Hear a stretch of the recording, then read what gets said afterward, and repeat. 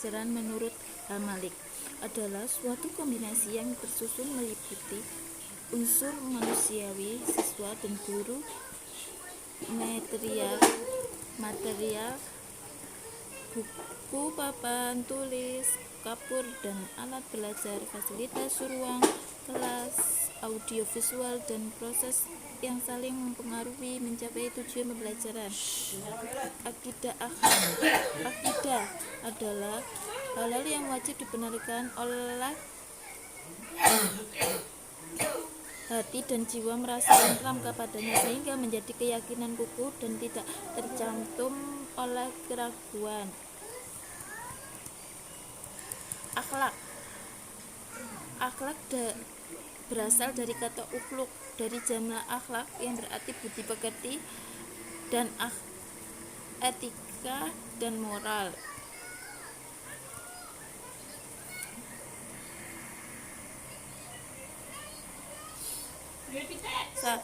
Jadi, pembelajaran akidah akhlak adalah proses perubahan tingkah laku melalui dasar-dasar kepercayaan dan yang diajarkan kepada siswa untuk mengetahui mempelajari agama Islam dengan baik dan benar.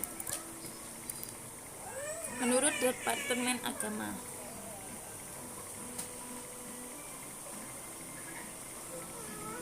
Yang kedua, tujuan pembelajaran akidah akhlak. Yang pertama, menumbuhkan perkembangan akidah agar berkembang keimanan dan ketakwaan pada Allah Subhanahu wa taala. Menumbuhkan kembangkan akidah melalui pemberian, pemupukan dan pengembangan pengetahuan, penghayatan, pengalaman dan pembiasaan serta pengalaman siswa tentang akidah Islam sehingga menjadi manusia muslim yang terus berkembang keimanan dalam ketakwaan kepada Allah Subhanahu wa taala. Yang kedua, menjadi manusia berakhlak mulia dan menghindari akhlak tercela. Mewujudkan manusia Indonesia yang berakhlak mulia dan menghindari akhlak tercela dalam kehidupan sehari-hari, baik dalam kehidupan individu maupun sosial, sehingga manifestasi dari ajaran dan nilai-nilai akidah akhlak Islam.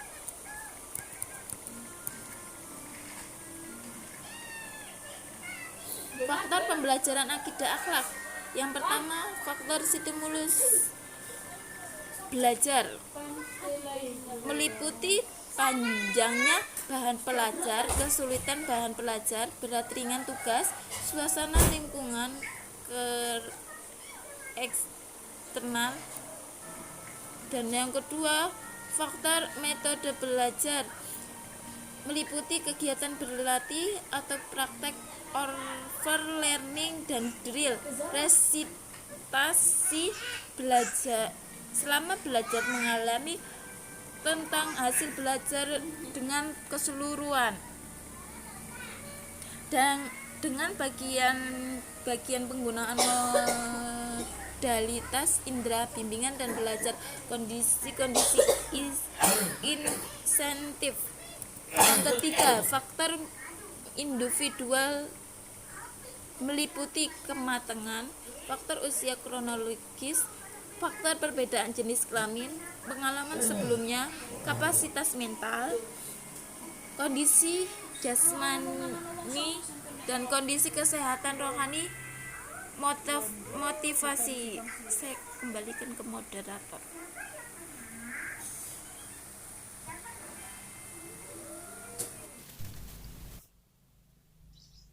Ya, selanjutnya saya akan melanjutkan presentasi, yaitu proses pembelajaran akidah akhlak. Nah, di dalam proses pembelajaran akidah akhlak di SD Nurul Islam Semarang ini masih menggunakan kurikulum tingkat satuan pendidikan atau KTSP. Nah, selanjutnya yaitu guru di sana itu menjelaskan materi sesuai dengan materinya. Selanjutnya adalah guru di sana itu dalam proses pembelajaran menggunakan metode yang tepat dan sesuai. Lalu proses pembelajaran di sana itu menggunakan media yang digunakan dengan materi yang disampaikan. Maksudnya itu media yang digunakan dalam proses pembelajaran itu sesuai dengan materi yang akan disampaikan.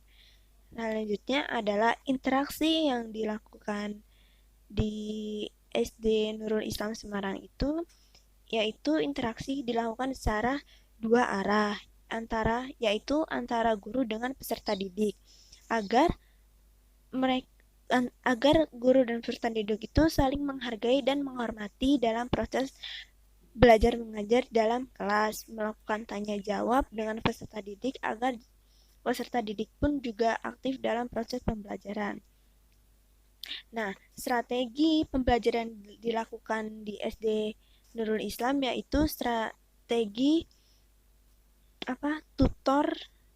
guru mengelompokkan siswa, yaitu siswa melakukan pembelajaran tutor sebaya. Misalnya, siswa yang mempunyai pemahaman lebih ataupun bisa dibilang cukup mengerti dan paham dengan materi itu mengajarkan kepada siswa yang belum paham. Nah, selanjutnya itu adalah pendekatan yang digunakan oleh guru SD Nurul Islam, yaitu pendekatan rasional, pendekatan emosional, pendekatan pengalaman, pendekatan pembiasaan, pendekatan fungsional, dan pendekatan keteladanan. Nah, yang terakhir salah. Maaf. Terakhir adalah prinsip yang digunakan itu berpusat pada peserta didik belajar dengan melakukan perpaduan kompetensi, kerjasama, dan solidaritas. Nah, selanjutnya adalah problematika pembelajaran akidah akhlak. Nah, problematika itu apa sih? Problematika sendiri itu artinya hal yang menimbulkan masalah atau hal yang belum terpecahkan masalahnya. Nah, dalam hidup pun pasti kita mempunyai problematika di kehidupan sehari-hari gitu ya. Nah, pembelajaran akidah akhlak ini bukan hanya menjelaskan tentang materi saja, tetapi juga kita itu mengajarkan itu keimanan seperti membahas rukun iman, terus juga asmaul husna, serta yang mana hal tersebut harus dipahami dengan menggunakan akal.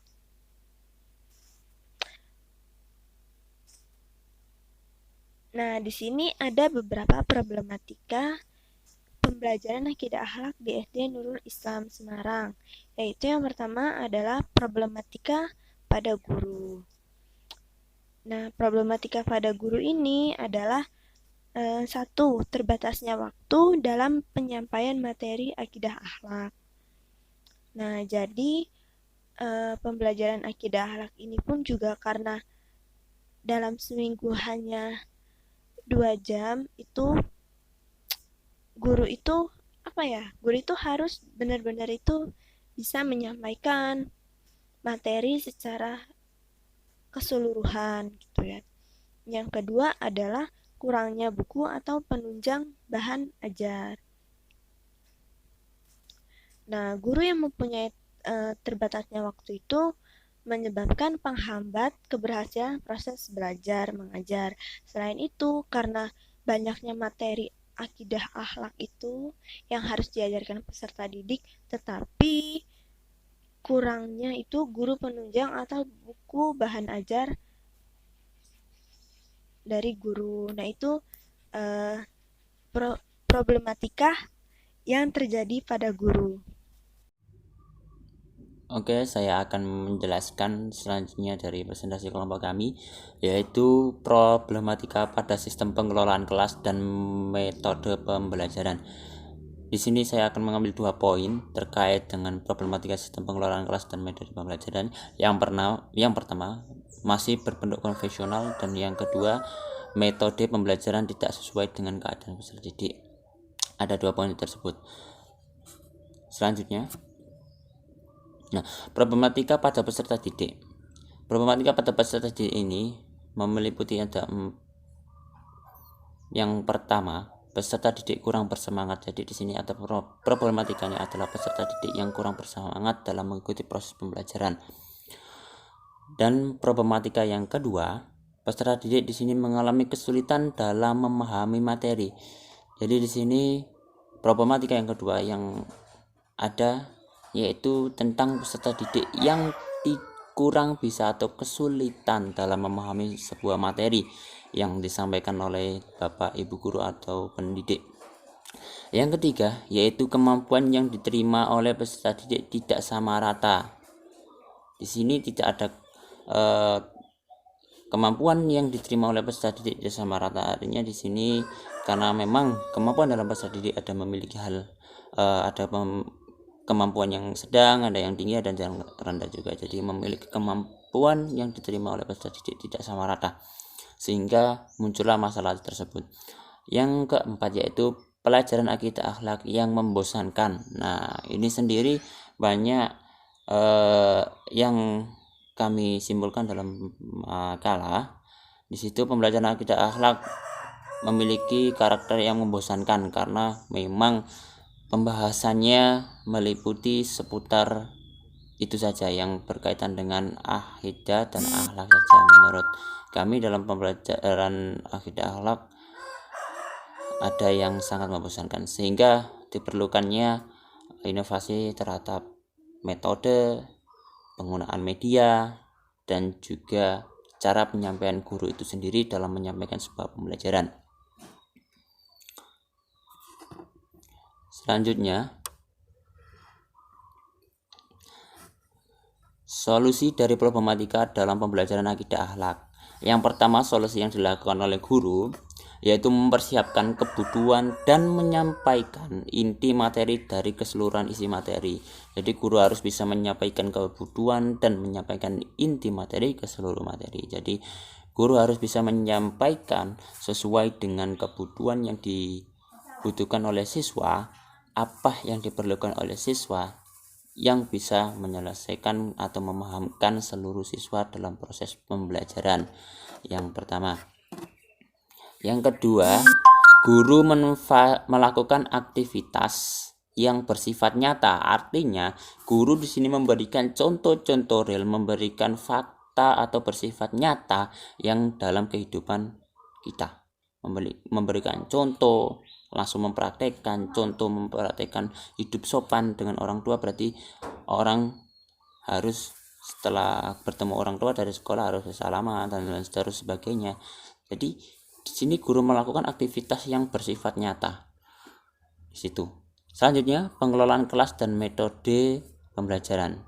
Solusi dari problematika yang kedua, guru bisa merubah tempat duduk agar suasana berbeda dan menggunakan kombinasi metode saat proses pembelajaran. Nah, di sini pengelolaan kelas dan metode pembelajaran sangat penting untuk supaya siswa itu nyaman, minat dengan pembelajaran dengan itu tadi. Pengelolaan kelas yang benar dengan penggunaan metode yang benar, metode-metode yang interaktif, metode yang cukup membangun motivasi siswa dalam proses pembelajaran.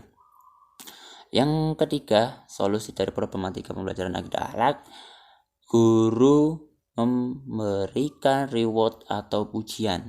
Nah, jadi kita memberikan reward atau pujian terhadap siswa yang bisa menjawab, siswa yang mampu menerangkan, atau siswa yang mampu melakukan sebuah kemajuan dalam hal pembelajaran. Contohnya siswa secara jelas mampu menerapkan apa yang sudah diajarkan di dalam kelas. Lah, itu kita memberikan reward, memberikan pujian yang bisa menumbuhkan motivasi belajar, semangat belajar yang lebih kuat untuk melaksanakan pembelajaran di akidah akhlak sendiri. Selanjutnya yaitu guru lebih memperhatikan seluruh peserta didik.